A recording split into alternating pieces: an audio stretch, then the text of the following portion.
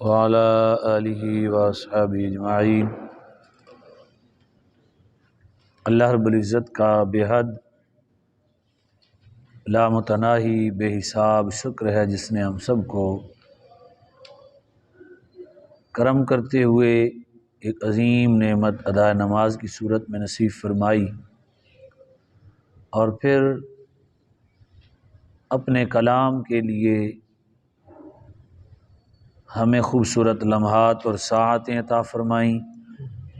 اللہ کے حضور دعا ہے اس کی محبت اللہ ہمیں قبر میں بھی نصیب فرمائے، حشر میں بھی اس کی معیت نصیب فرمائے۔ چونکہ بات قبلے کی ہو رہی تھی، قبلے کی سمت جو تبدیل ہوئی، پہلے بیت المقدس کی طرف تقریباً 17 مہینے ہمارے آقا ہمارے پاک رسول صلی اللہ علیہ وسلم آپ نے اپنے چہرہ مبارک ادھر کر کے عبادات کو سر انجام دیا۔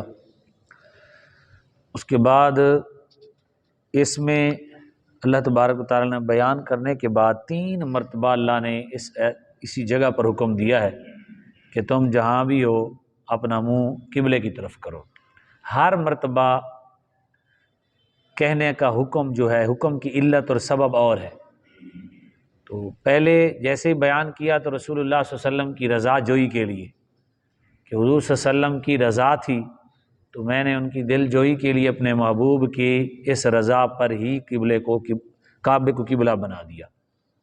پھر فوراً چونکہ یہودیوں نے اعتراضات کی اس کا جواب دیا، اور پھر رسول اللہ صلی اللہ علیہ وسلم کی شان کو بیان کیا کہ میں نے جو نبی بھیجے ہیں وہ کیسے اجنبی نہیں ہیں جنہیں تم جانتے نہیں ہو، تم تو انہیں اولاد کی طرح جانتے ہو۔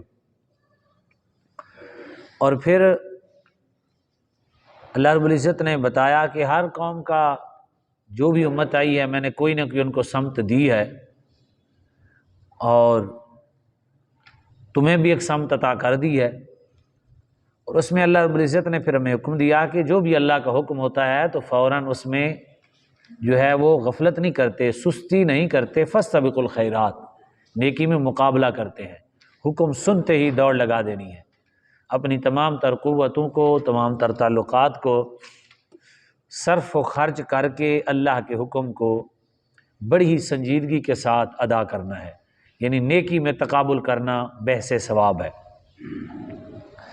اللہ تبارک و تعالیٰ نے پھر حکم فرمایا اس آیت میں، آیت نمبر جو 149 ہے، اس میں اللہ رب العزت نے فرمایا کہ وَمِنْ حَيْثُ خَرَجْتَ فَوَلِّ وَجْهَكَ شَطْرَ الْمَسْجِدِ الْحَرَامِ وَإِنَّهُ لَلْحَقُّ مِنْ رَبِّكُمْ وَاللَّهُ بِغَافِلٍ عَمَّا تَعْمَلُونَ۔ اس میں بھی وہی حکم دیا کہ جہاں کہیں ہو تم یہاں، لیکن ایک فرمایا وَمِنْ حَيْثُ خَرَجْتَ، فرمایا جہاں سے آؤ اپنا منہ مسجد حرام کی طرف کرو، جہاں سے آؤ، یعنی اس کا مطلب کیا ہے کہ اب کا جو حکم ہے یہ ہے کہ کوئی یہ نہ سمجھ لے، بعد میں اختلاف ہو جانا تھا نا بھی، جب بندہ گھر میں ہو پھر تو منہ کرے کعبے کی طرف، جب ہے ہی مسافر جہاں مرضی چاہے کر لے، تو یا پھر کوئی یہ سوچتے کہ جب وہاں جائیں وہیں کریں، جب یہاں ہوں جہاں مرضی کر لیں۔ تو اللہ رب العزت نے یہ جو دوسرا حکم دیا اس کے بارے میں فرمایا کہ تم جہاں بھی ہو، جدھر بھی جاتے ہو، جون سا سفر کرتے ہو، تمہارا قبلہ یہی رہے گا، یعنی سفر کی حالت میں بھی تمہارا قبلہ یہی رہے گا۔ فرمایا جہاں سے بھی تم نکلے ہو، حق ہے تم اللہ تعالیٰ کا یہی کہ اس نے حکم تمہیں دے دیا۔ تو دوسری وجہ یہ بیان فرمائی کہ جب اللہ نے حکم دیا کہ جہاں کہیں ہو تو مسجد حرام کی طرف منہ پھیر لو، تو وہاں فرمایا وَمِنْ حَيْثُ خَرَجْتَ، اور پیچھے اللہ رب العزت نے فرمایا کہ قَدْ نَرَىٰ تَقَلُّبَ وَجْهِكَ فِي السَّمَاءِ فَلَنُوَلِّيَنَّكَ قِبْلَةً تَرْضَاهَا، فرمایا پیچھے فرمایا کہ ہم نے تمہیں پھیر دیا اس قبلے کی طرف جس قبلے پر محبوب آپ راضی ہیں۔ پہلے رضائے مصطفیٰ کو بیان کیا قبلے کی طرف، اور دوسری مرتبہ اللہ رب العزت نے فرمایا کہ تم جہاں کہیں بھی ہو، جس جگہ پہ بھی ہو، تو فرمایا تم نے منہ جو ہے اپنا قبلے کی طرف کرنا، یہ ہے سفر کی حالت میں۔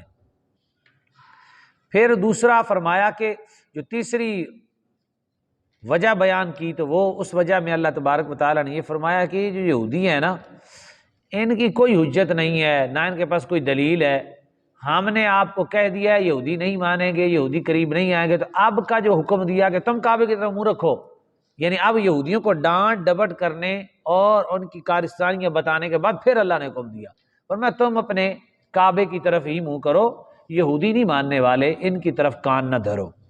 تو تینوں مقامات پر مختلف علت و سبب ہے، اور تینوں جگہ پہ اللہ نے فرمایا کہ اس کی طرف منہ کرو، اسی کی طرف منہ کرو، اسی کی طرف منہ کرو۔ اور پھر اللہ تبارک و تعالیٰ نے بڑی عظیم بات ایک فرمائی، بڑا قابل غور نکتہ ہے، آیت نمبر 150 میں، ہم ترجمہ اس کا بعد میں پڑھیں گے۔ تو اس میں بھی وہی فرمایا فَمِنْ حَيْثُ خَرَجْتَ فَوَلِّ وَجْهَكَ شَطْرَ الْمَسْجِدِ الْحَرَامِ وَحَيْثُ مَا كُنْتُمْ، جہاں کہیں ہو تم، فَوَلُّوا وُجُوهَكُمْ شَطْرَهُ، تم اپنے چہروں کو مسجد کی طرف پھیرو، لِأَلَّا يَكُونَ لِلنَّاسِ عَلَيْكُمْ حُجَّةٌ۔ تو یہاں فرمایا کہ اللہ کی طرف جو تم منہ کعبے کی طرف کرو گے تو لوگوں کو تم پر کوئی حجت نہیں رہے گی، کوئی دلیل نہیں رہے گی، وہ جو باتیں کرتے ہیں ان کی باتیں ساری ختم ہو جائیں گی، مگر جو ان میں ناانصافی کریں، جو ناانصافی کریں، جو ظلم کریں، تو فرمایا یہ ہے اس مسلمانوں کے لیے کہ کعبے کے وقت جملہ بڑا عظیم جن پر صحابہ نے عمل کیا۔ یہ ایک خوبصورت سا جملہ ہے، اگر یہ اس پہ عمل ہو جائے تو مسلمان پھر سے واپس پلٹ کے آ جائیں گے۔ فرمایا فَلَا تَخْشَوْهُمْ وَاخْشَوْنِي، فرمایا تم نہ ڈرو ان سے، تم مجھ سے ڈرو۔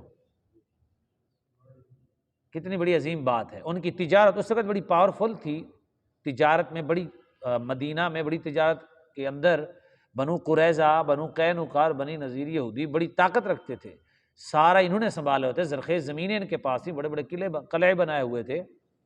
اللہ رب العزت نے فرمایا ان کی طرف نہ جاؤ، تم بس مجھ سے ڈرو، جو میں تمہیں کہوں وہ کرتے جاؤ، عزت دینا میرا کام ہے، رفعت دینا میرا کام ہے، مرتبہ دینا میرا کام ہے، کسی سے نہ ڈرو۔ فرمایا ڈرنے کی ضرورت نہیں ہے، تمہیں میں نے افضل بنایا ہے، اشرف بنایا ہے۔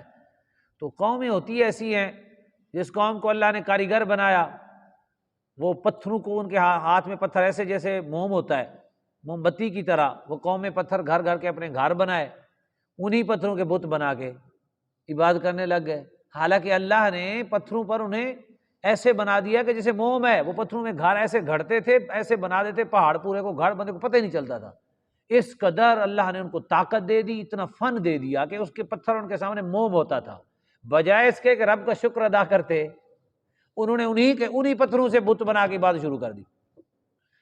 تو یعنی اللہ رب العزت ہمیں فرما رہا ہے کہ فلا تخشوہم واخشونی، فرمایا تم ان سے نہ ڈرو، کسی معاملے میں نہ ڈرو، میرے احکام پورے کرو، بات ختم، میں نے عزت تمہیں دینی ہے، میں نے تم سے وعدہ کیا ہوا ہے۔ قرآن کھول کے دیکھیں، اللہ جانتا ہے، اللہ نے فرمایا وعد اللہ الذین آمنوا منکم، فرمایا اللہ نے وعدہ کیا تم سے قیامت تک، لَيَسْتَخْلِفَنَّهُمْ فِي الْأَرْضِ، فرمایا اللہ تمہیں ہی خلیفہ رکھے گا، لیکن آگے شرط بیان فرما دی، فرمایا یہ ہے کہ میری عبادت کرو گے، میری مانو گے تو پھر زمین کے وارث تم ہو۔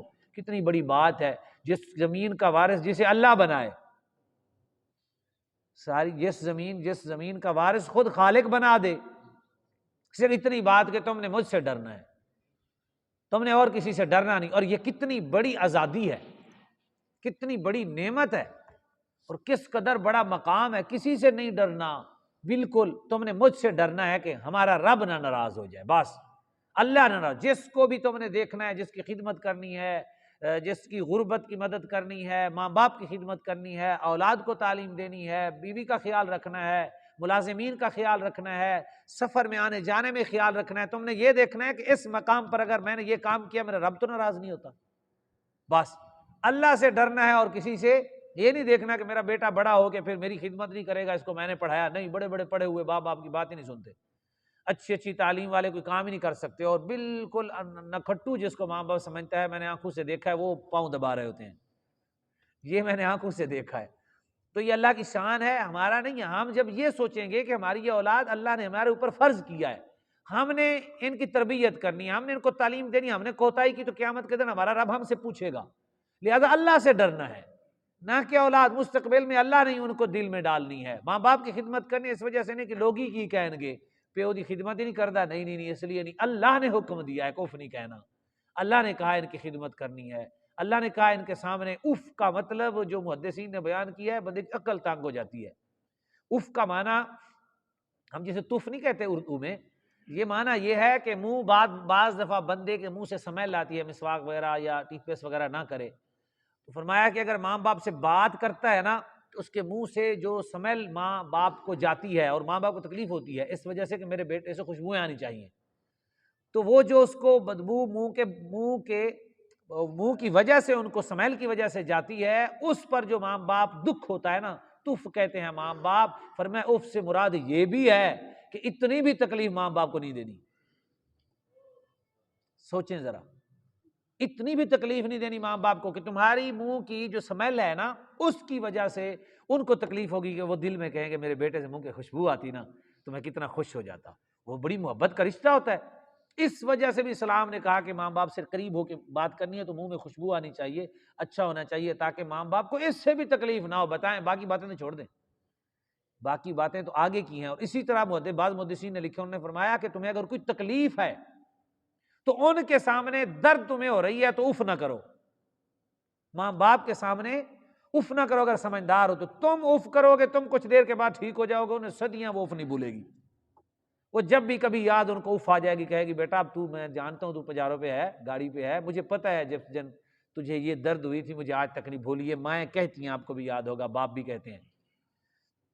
تو اس قدر اسلام کی تعلیم ہے کہ بس ہم کہیں کیا، کوئی کہے کہ یار تو پیو دے کے بولتا نہیں، بس اس کو ایک ہی بات کہیں کہ یار اللہ نے جس کو ہم نے خدا مانا ہے نا، جس نے ہمیں دین عطا کیا ہے، اس نے ہمارے ہاتھ باندھ دیے ہیں، یہ ایک جگہ ہے جہاں ہم نے اف نہیں کرنی کسی طرح ان کو تکلیف۔ تو گالی گلوچ کرنا اور ان کے بارے میں کہنا میرے پیو نے کچھ کیتا نہیں اور فلاں کیا فلاں کی، کتنا بڑا جرم ہے، بہت بڑا جرم ہے۔ بہترین زبردست ایک نسخہ ہے جو میں نے زندگی میں استعمال کیا ہے۔ اگر کوئی مسئلہ بنتا بھی بالکل سم بکم عمیٌ ہو جائیں، کوئی جواب نہ دے ماں باپ کے سامنے، خاموش ہو جائیں، کوئی مسئلہ ایسا ہے چپ کر کے باہر نکل جائیں، خاموش ہو جائیں، ان کو جواب نہ دیں، یہ کوشش کریں۔ اور آج ہم توبہ ہی کر لیں تو بڑی نعمت ہے۔ جن کے ماں باپ چلے گئے اللہ ان کی بخشش فرمائے، اللہ تعالیٰ ان کو اعلیٰ علیین میں مقام عطا فرمائے، ان کو عرفہ مقام عطا فرمائے، وہ حقوق ہیں۔ اس لیے اسلام میں جو بھی عمل کرنا ہے وہ کس وجہ سے کرنا ہے؟ اللہ کی ذات کے لیے۔ فلا تخشوہم واخشونی، فرمایا تم نے کسی سے نہیں ڈرنا۔ ابھی اولاد میری بڑی ہو کے کیا کرے گی، میرا باپ میں نے خدمت کی، محلے دار کیا کرے؟ بھائی محلے دار سے ڈر رہے ہو، میں نے شادی پیسے نہ کیا تو میرے رشتہ دار کیا کہیں گے؟ بھائی رشتہ داروں سے ڈر رہے ہو۔ اللہ کیا فرماتا ہے؟ اے مسلم ایسا نہ کر، تو نے مجھے خدا مانا ہے، تجھے کس چیز کا ڈر ہے؟ بارش میں برسانے والا، رزق میں نکالنے والا، تیرے سارے انتظام میں کرنے والا، بیماری سے چھٹکارا دینے والا میں۔ اہل سنت کا عقیدہ ہے کہ کوئی بندہ یہ نہیں کہہ سکتا کہ مجھے دوائی شفا دیتی ہے، وہ کہتا ہے دوائی سبب ہے، شفا دینے والی اللہ کی ذات ہے۔ جو ایسا سمجھ لے گناہ کبیرہ ہے، ایسا بھی بندہ نہیں سمجھتے۔ اہل سنت کا عقیدہ ہے شفا کون دیتا ہے؟ اللہ، یعنی کوئی چیز اب یہ اس قدر ہمارا اعلیٰ عقیدہ ہے۔ اللہ نے فرمایا کسی چیز سے تم نے نہیں ڈرنا، صرف مجھ سے ڈرنا ہے کہ یہاں میرا رب نہ ناراض ہو جائے۔ اللہ کو منانا ہے، اس سے کیا لگانی ہے؟ دوستی لگانی ہے۔ ہاں، اس سے کہنا ہے کہ اللہ ایسی دوستی دے جو کبھی ٹوٹے نہ، دوستی ایسی عطا فرما کبھی ٹوٹے نہ۔ فلا تخشوہم واخشونی، بس اللہ نے فرما دیا ہمیں فلا تخشوہم، اب ہمیں خطاب ہے کہ تم جو ہے ان سے نہ ڈرو۔ ان سے مراد ساری کائنات ہے۔ اس وقت کے تو زہرہ یہودی وغیرہ اور کفار تھے، اور اس وقت سارے اور جملتاً جتنی بھی ہماری اشیاء ہیں بھی رزق کے خوف میں بیٹھا ہوا ہے۔ بندہ نماز پڑھنے نہیں آیا، اس وجہ سے نہیں آیا کہ اگر میں دکان سے اٹھ گیا تو یہ خوف ہے کہ گاہک آ جائے اور میں مسجد میں ہوں۔ اللہ کیا فرمائے؟ فلا تخشوہم واخشونی، فرمایا کیوں ڈرتے ہو؟ وہ اس کے پیسے کہاں جانے ہیں، کس جگہ پہ جانے تمہیں بھی نہیں معلوم۔ یہ مجھے پتا ہے وہ ڈاکٹر کے ہیں، وہ حکیم کے ہیں، وہ رکشے والے کے ہیں، وہ گاڑی کے ہیں، وہ کس کے پیسے ہیں میں نہیں پتا جیب میں کس کے ہیں۔ یہ وہ صرف ہم نے رکھنے ہیں، ہم امانت دار ہیں، گنتی کر کے جیب میں ڈالتے ہیں، پھر گنتی کر کے کسی کو دے دیتے ہیں۔ بات اتنی ختم، کھاتے پیتے برابر ہیں سب، کوئی بندہ زیادہ کھا سکتا ہے، کوئی زیادہ بستر اپنے اوپر ڈال سکتا ہے، کوئی زیادہ بندہ سونے کی جگہ کور کر سکتا ہے، کوئی زیادہ سوٹ پہن سکتا ہے۔ واللہ کی شان دیکھو، سب نے ایک سوٹ پہننا ہے، ایک جیسی رضائی یا کمبل لے لینا ہے، اپنی جگہ برابر ہے سب کے لیے، سونے کی جگہ بھی برابر ہے۔ آگے رہی یہ بات، وہ چاہے تو زمین پہ سوئے والا خوبصورت کر کے خراٹے لگائے، ساتھ والے کو جگا دے، اس کو پتہ ہی نہ ہو، اور چاہے تو نرم و بلے بستر پہ سونے والا ساری رات کروٹیں بدلے، اس کو نیند ہی نہ آئے۔ یہ تو رب کی شان ہے۔ نیند دینے والی وہ ذات ہے کہ سونے کے بعد سکون کس نے دینا ہے؟ نہ بستر نے دینا ہے، نہ زمین نے دینا ہے، پھر بھی اللہ نے دینا ہے۔ اور رزق کھانے کے بعد شفا کس نے دینی ہے؟ اللہ رب العزت نے دینی ہے۔ وہ اچھا کھانے والے بعض دفعہ بیمار ہوتے ہیں، اور بالکل ہی نکارہ کھانے غریب بیچارے بالکل صحت مند ہٹے کٹے ٹھیک ٹھاک ہوتے ہیں، کوئی ان کو مرض نہیں ہوتی، تو کھانے کے بعد بھی شفا دینے والا اللہ ہے، تو کیوں فلا تخشوہم واخشونی. کتنا خوبصورت جملہ ہے یہ. آج کا ہمارا جو سبق ہے وہ یہ ہے، فلا تخشوہم واخشونی. فرمایا فلا تخشو، یہ ہے لا تخشا لا تخشیا لا تخشو، لا تخشیا لا تخشیا لا تخشو، بنے گا لا تخشوہ لا تخشوہما لا تخشوہم، نہ ڈرو تم ان سے، اخشا اخشیا اخشو، پھر آ گیا اخشا اخشونی اخشونی، فرمایا اخشونی مجھ سے ڈرو، مجھ سے ڈرو، ان سے نہ ڈرو، فلا تخشوہم نہ ڈرو تم ان سے، اخشونی مجھ سے ڈرو. یہ عظیم جملہ ہے قرآن مجید کا. دو چار مرتبہ اس طرح کے جملے قرآن مجید میں ہیں، اور بڑے ہی ہمارے لیے تنبیہات کے بھرے ہوئے، نور کے بھرے ہوئے. ساری کائنات کی تعلیمات، یہ رب کی شان ہے، کائنات میں